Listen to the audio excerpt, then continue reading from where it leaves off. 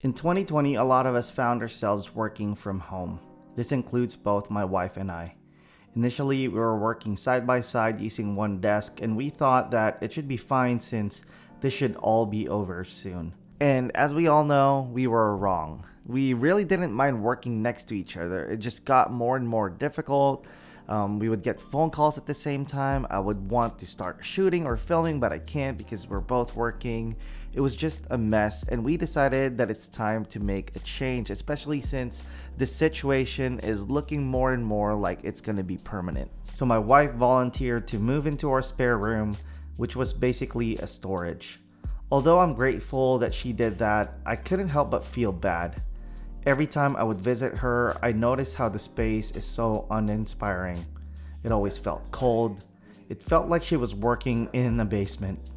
And to be honest, it bothered me more than it bothered her. So I took it upon myself to create a somewhat budget setup so that my wife can be in a space that encourages productivity and just make it a little bit more cozy. Hey guys, welcome back to the channel. My name is John Imperial. I'm an architect in Anchorage, Alaska, and in this video, I wanted to share to you guys how we turned our spare bedroom into another office space. The first thing we had to do was clear out the room and store most of the stuff in our shed. I asked her about what she likes and things that she would want in her office. Our overall goal was to get something that can complement our main office so that if we need to join offices again, we won't need to buy new stuff.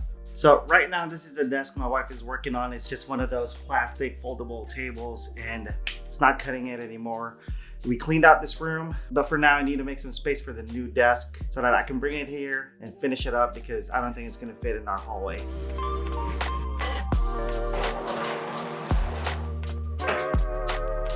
After using the standing desk I have in my office, we both agreed that she needed one too. I reached out to the company that I got my standing desk frame from. I like the quality of their frame, and to be honest, you can't beat their price.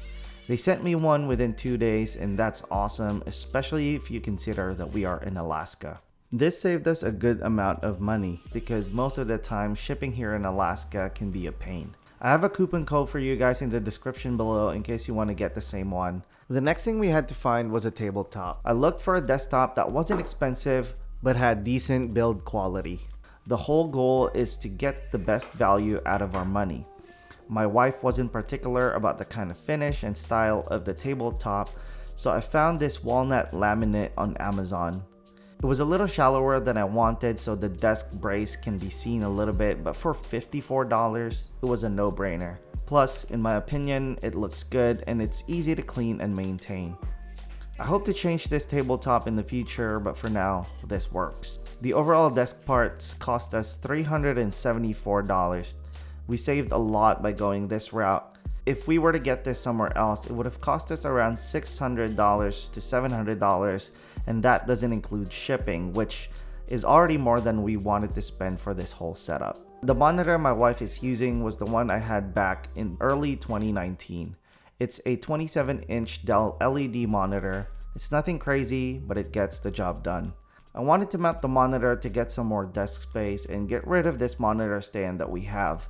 I got a Vivo monitor mount, but this monitor isn't Visa compatible, so I had to get an adapter to do that. This cost us $57, which is not too bad, but it's more than I wanted to spend. My wife is using my old CPU, which is powerful enough to run my architecture programs. It's an old one that I inherited, and to be honest, it's pretty reliable. Since the surface of the table is smooth and a bit shiny, it can get cold to the touch, so I wanted to add this desk pad. This is the same one you'll see on my current desk setup. I am pretty happy with mine, so I didn't want to look somewhere else. For the most part, I'm pretty loyal when I find a specific brand that works and fits our needs, and this definitely works well. The mouse and keyboard that my wife is using is from Logitech, so luckily we didn't have to buy one. I added some of the extra accessories I already had, like this Logitech stand and Mophie charger, just to add a bit more functionality to the space. We got this chair early last year from Home Depot, and to be honest, it's not the worst chair, but it's also not the best chair. In my opinion, this is the weakest point of our setup, and I hope to upgrade to something that our bodies will appreciate a bit more. So if you guys have any suggestions, please let me know in the comments below. To tie it all together, we bought some accent pieces that my wife wanted. We got this moon lamp from Amazon. We saw one before and we thought it looked so cool. It adds a bit of ambient lighting, and the ability to change the vibe of the room by simply changing the colors is a big plus. Since this workstation has also been my wife's vanity, this was also a good spot for this makeup mirror. On the left side of this desk is the scratch map I had in my office. It was a no-brainer giving this map to her. My wife loves to travel, and to be honest, it just complements her space a lot more than mine. On the right side of the desk is this floor lamp that was in our living room, but since we don't use it as much there, we decided to move it here. In my opinion, having something that produces indirect lighting makes everything look so much better, and I think it gives the room a much different feel. This was honestly a good stopping point for this setup. It was already a big step up from what it was, but in my opinion, it still felt unfinished. So we went to Target and grabbed a couple more things to really tie it all together. I installed a shelf above the desk that matched the tabletop. We thought about getting a white shelf, but this actually worked really well. On top of the shelf, we placed a couple of faux plants and a candle. We also bought this pen holder that we used not only to store pens, but also to act as a notepad holder. The wall space behind the monitor was looking a little bit empty, so we decided to put up some of our photos. The one on the left is from our engagement, and the one on the right was from our trip to the Philippines. Overall, I'm pretty happy with this setup. It gives this room a brand new life, and I feel less guilty when I visit my wife. Jokes aside, the most important thing is that she is happy about her space.